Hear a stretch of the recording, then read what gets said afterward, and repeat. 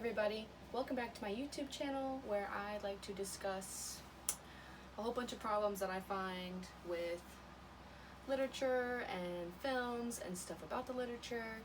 If you actually want to look at my last video was about feminism and Shakespeare.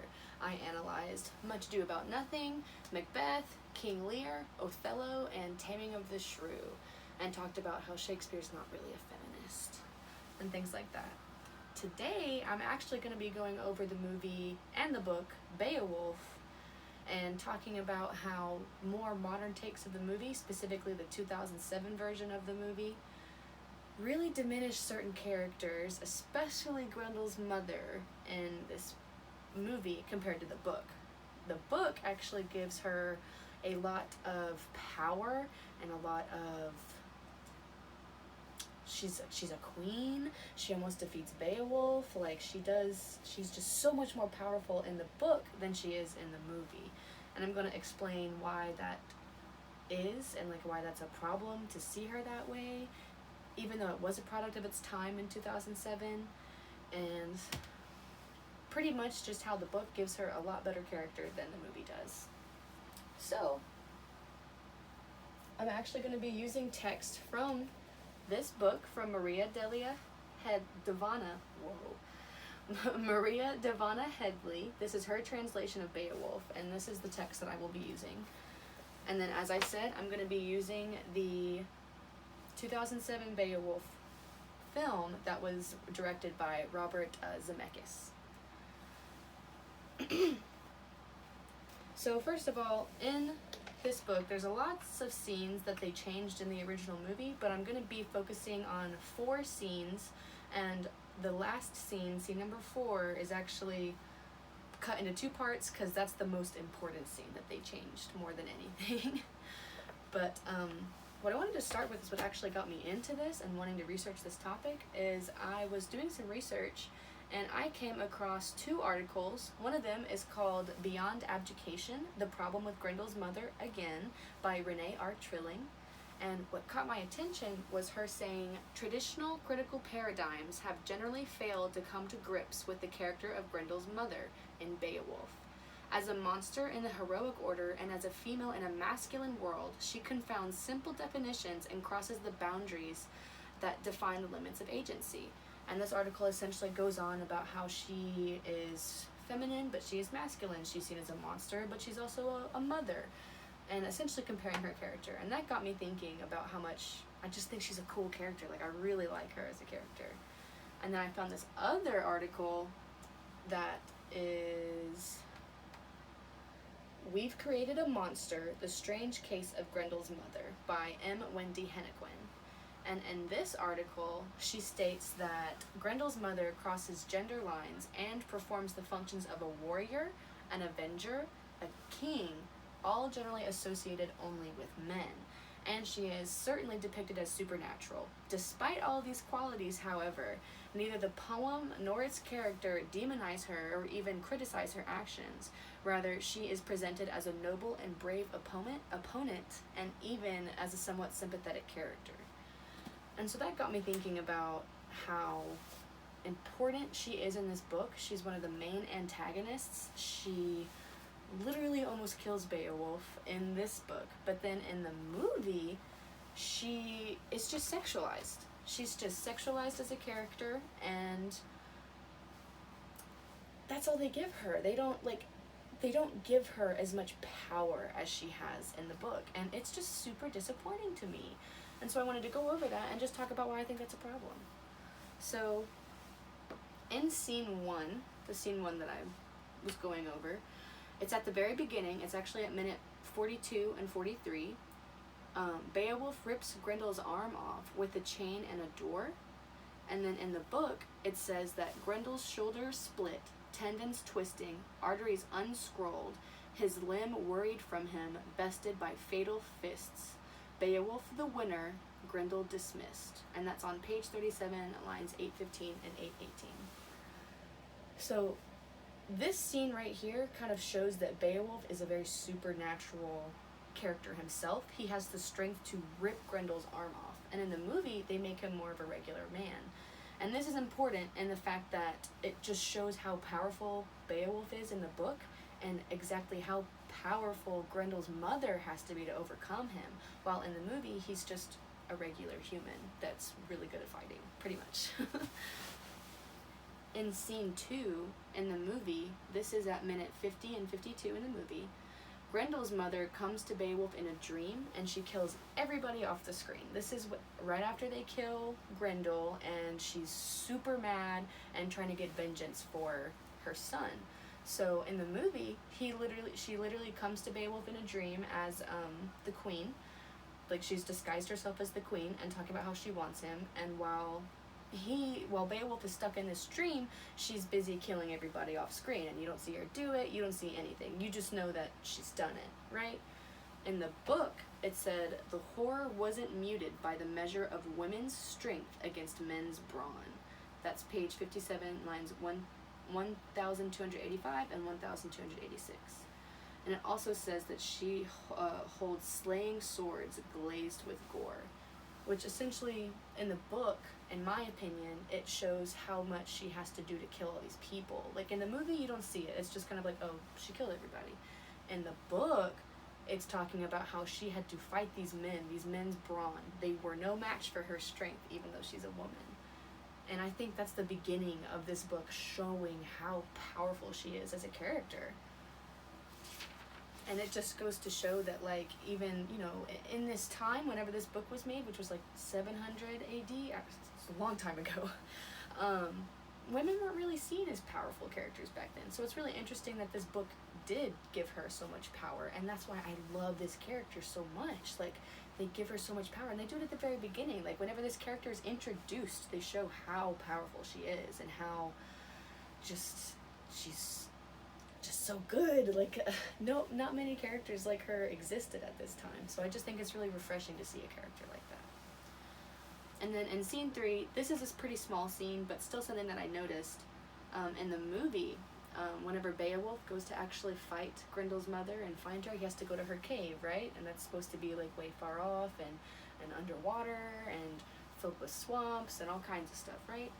So it says Beowulf, he just simply walks into Grendel's mother's cave, and then he swims under a rock to get into her actual lair. And that's minute 55 through 57. In the book, it says that he stepped to the mere's edge and dove like a stone. Most of a day was done before he could see the contours of the bottom. That's page 65, lines 1493 through 1496. So this is showing just how supernatural and how much strength Beowulf has, because he literally held his breath for almost a whole day just to get to Grendel's mother's lair. So that just again shows how powerful he is of a character, and just what Grendel's mother has to do to overcome him.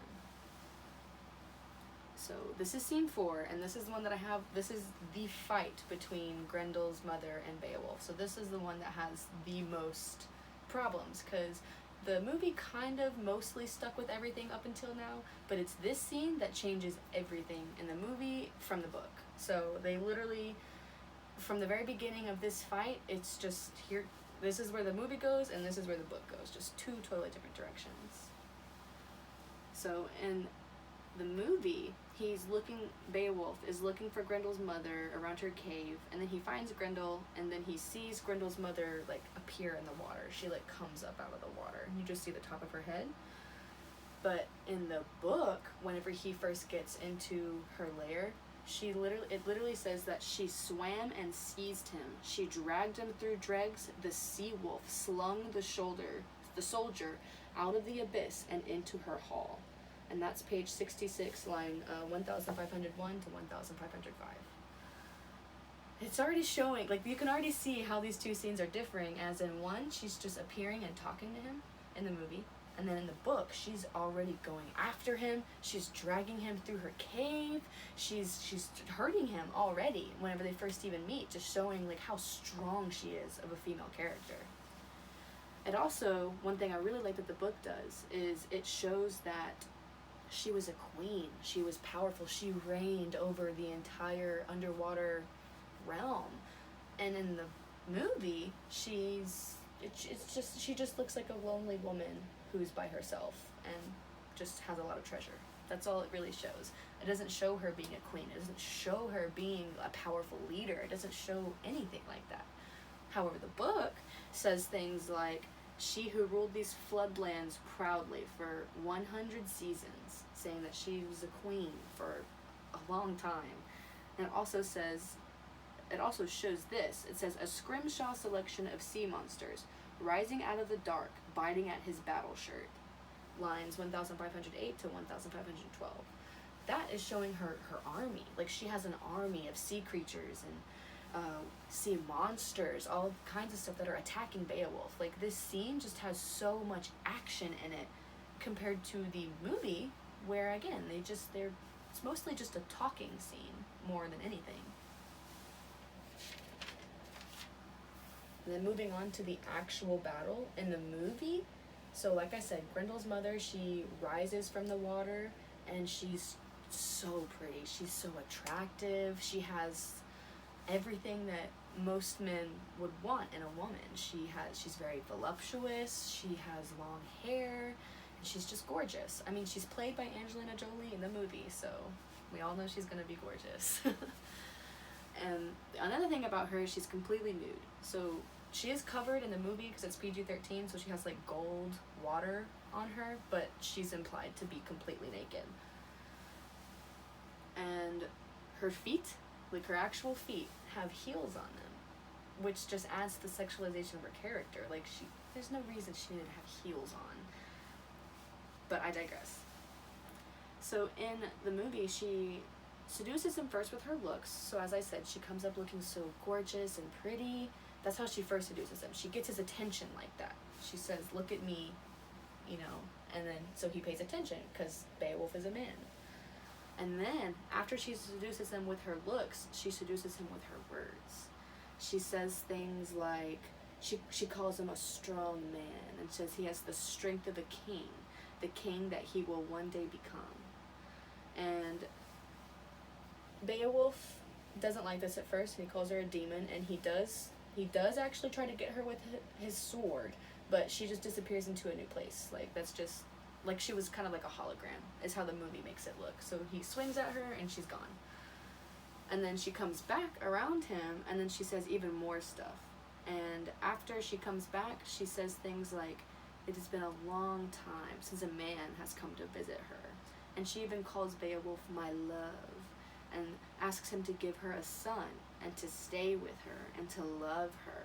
She says that if he does this, she's going to give him riches and make him a king. So she seduces him with her words as well, giving him more power and giving him more assets and giving him what he wants, which is to, you know, fame, his legacy, all kinds of things like that.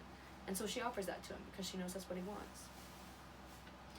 She says that he'll be the greatest king that ever lived if she does what he wants, what she wants. And then after she strokes his sword in a really suggestive manner, in my opinion, and is essentially trying to create the deal and make him understand that she is powerful in a way, because after she strokes the sword, it just melts into gold and into nothing. But in that scene, right after it melts, she kisses Beowulf, and then you can see in a reflective pool that Beowulf embraces her, and it's implied that they make love. And that was minute 58 to the 1 hour and 2 minute mark in the movie. So that scene, it still gives her a little bit of power, in my opinion, but she's just so over sexualized in that scene. Like, there's no reason for her to have to be naked. There's no reason for her to have heels. There's no reason for her as a character to just be so sexual and a seductress and wanting a child, because in the book she's so powerful. She has so much strength. Literally, okay, so this is some of the quotes that I pulled to show exactly what I'm talking about. So this is from Beowulf's perspective, and it says, fearless, he heaved his sword to take her life, swinging with all of his strength so the edge rang against her skull. But it was to no avail. She was impervious to his blade. And that is line 1519 to 1524. So that already shows that he was fearless. He had no thoughts about this fight. He was just going to be able to get her one and done. She's dead, right? Wrong. So then it even says that the sword had failed him, though it skinned many adversaries, slicing armor, hacking helmets into hash. That's lines 1524 to 1527. And that just shows how much of a warrior Beowulf is. He's used the same sword many times to slay many people and to just kill a lot of people. And essentially, as it says, hacking helmets into hash, just making them into nothing, killing them instantly.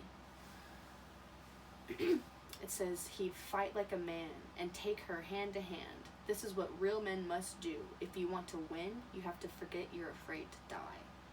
So after he finds out that this sword isn't going to do anything, he says, all right, I'm just going to take her hand-to-hand combat.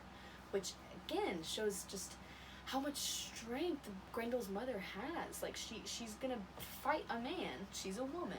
And she's going to fight a man hand-to-hand. And he's afraid to die. Like, he literally is so afraid of this battle because she's so powerful. He's afraid he's going to die. It says he roared a challenge, twisting her hair around his fists, raging, swinging her by her own skin, flinging her to crash against the kingdom she'd reigned over. She rose again, relentless, and turned on him, gripping and flipping him. He panicked, his certainty crumbling. He took flight and fell. He began, sick-hearted, to hear his death knell, his sure feet fumbling, his fight spirit fugitive.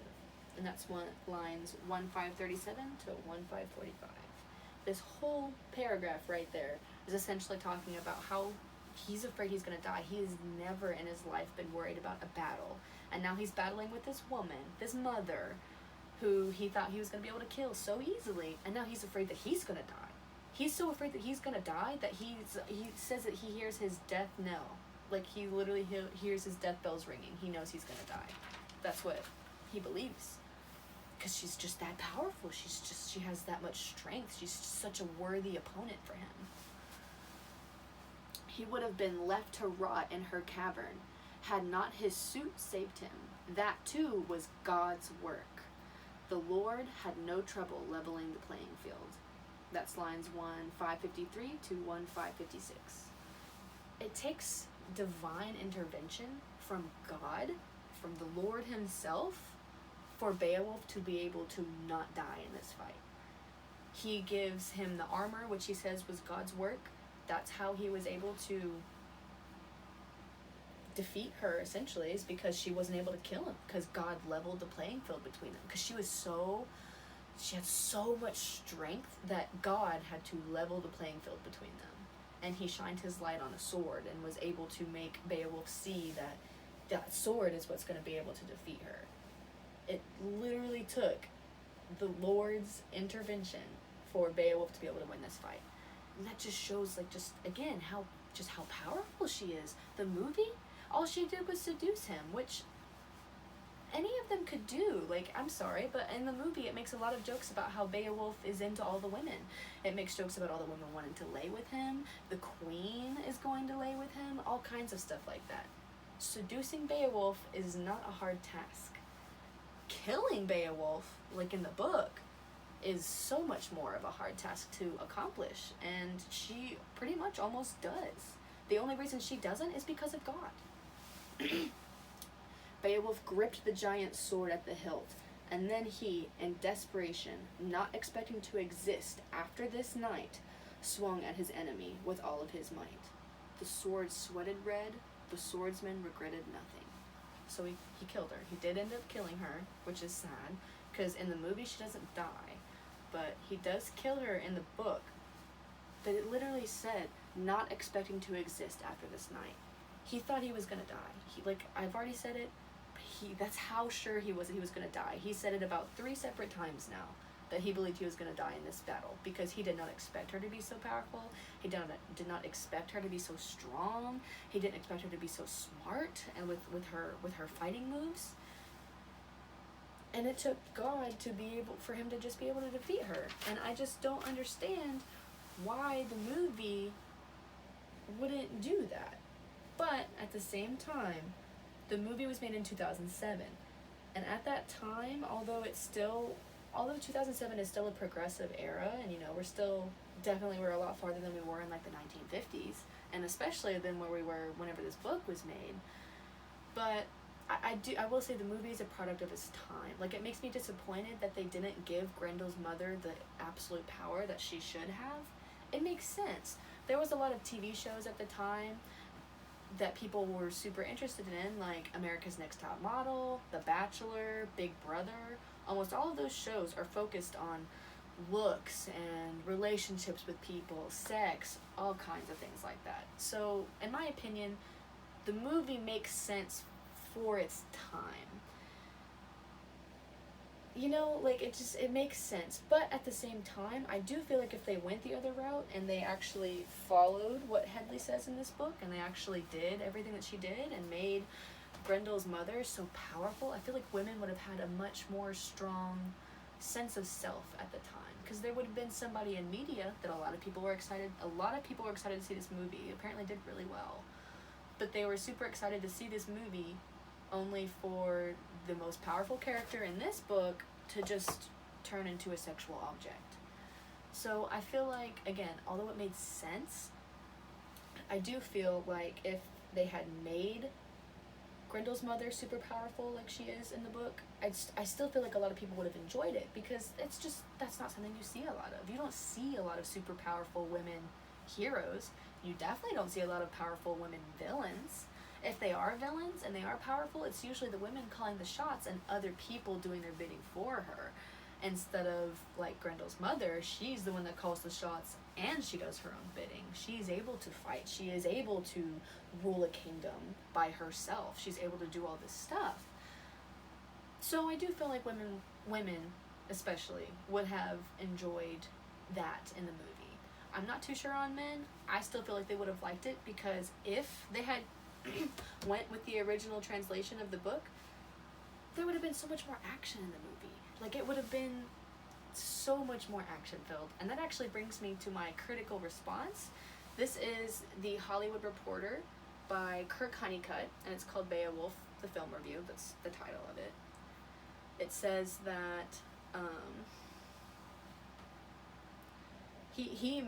he says, remember in Annie Hall when Woody Allen advised Diane Keaton, just don't take any class where you have to read Beowulf, insinuating that it's boring, it doesn't make sense, all kinds of stuff like that. We must have not read the same book, because this book is so interesting. It has fight scenes, it has a bunch of old mythology in it. Well, not mythology, but like it focuses on like ancient people, because it's an old book, you know, and it has so much. It's so interesting to me. I don't understand how people see it as boring. I mean, he even said, like, he mentions in here how Zemeckis, the director, he's not afraid to indulge in moments of camp. Angelina Jolie's golden and nude temptress with a devil's tail strides toward her adversary in high heels, he has an exclamation point after that, insinuating that he enjoyed that a lot, which I understand from a man's perspective why you would enjoy an almost nude Angelina Jolie. But at the same time, I feel like the movie would have been so much more interesting and so much more action-packed and so much more heart-pumping if they had actually put in that fight scene. That's the biggest fight scene in the book. Like, yeah, you can argue that the dragon is a pretty big fight scene because it's a dragon, but you don't get like that human-on-human contact. Like, human versus monster, it's pretty easy to tell who you want to win. But like a warrior versus a mother, a really strong mother, I think that's such an interesting scene to put out there. This critic also said that the gruesome violence and male and female near nudity, about as bold as a PG-13 rating will allow, mixed together with ribald humor, makes Beowulf a waggish bit of postmodern fun. It may raise the eyebrows of English literature professors, but will quicken the pulse of everyone else. And like I just said, this book is full of so many interesting fight scenes. There's 3 big ones, but then there's still so much more interesting stuff in the book, and it gives you a window into how people at that time like thought, because the poet in this also brings in other little stories. And it's just, I don't understand why people don't enjoy it. Like, this whole critical review talks about how they believe that Beowulf is a boring book, and that the directors just did such an amazing job at changing the story up and making it to where it's actually interesting. And I just have to argue, this book is interesting. I will admit that I guess some of the language is kind of hard to read, because this is actually a newer translation. The one by Headley is a newer translation. I haven't read the other translations, so I'm not exactly sure what the difference is. But either way, it's still the same story. And I personally feel that this book would have been so much more interesting directly made into a movie versus changing everything and changing it all up. And now, as I wrap this up, I am going to actually bring in my own opinion, maybe a little bit unpopular, but I believe to make the most strong depiction of Grendel's mother would actually be to combine these 2 scenes. So in today's day and age, I feel like we are showing that women can be super powerful. They can, be at the same level as a man. They can do all kinds of stuff like that. But women are also sexual creatures. I mean, we enjoy sex just as much as men do. So why is it that it's seen as more negative whenever women are sexual and stuff like that? And in today's, 2022, 2021, we're bringing that more together. You can be powerful and you can be sexual. Why can't you be both, So I feel like if you mix these 2 scenes together, it would be awesome, and it would make such a badass Grendel's mother. They fight, like her and Beowulf. So I would obviously want this scene to go first, the one where they fight. But you have Grendel's mother and Beowulf fighting, and they're just at an impasse. They can't defeat each other, right? Because they are equal. And then you bring in the movie's interpretation, where she then seduces him, and she then defeats him in that way. Because I will say, in the book she dies, and in the movie she lives. So if you combine those 2 together to where she brings her other assets into play, and she seduces Beowulf after they realize that they can't defeat each other, I think that would make for a really amazing character. And I wish somebody would do that in their thing. Maybe I should make a movie. It'd be super fun. But essentially, wrapping everything up, that's just how I believe the movie sexualizes her too much. The book gives her so much power, and it's so interesting, but it may not be interesting to everybody that's not an English college student, So I can understand both sides of the coin. So that's why I suggest and put forward that we put both of them together to get a super interesting new outlook, new take on Grendel's mother. Thank you for watching. I hope to hear y'all or see y'all comment in the comment section. Tell me your opinions. Tell me, do you think I'm right? Do you think I'm wrong? We can have a bunch of discourse in the comments. It is open. Just make sure you're nice to people. You have to be nice, even if you don't agree with their opinions. But I would love to hear your comments, and if you would like to see anything else specific from me, let me know what book you'd like me to go over next. Thank you. Bye.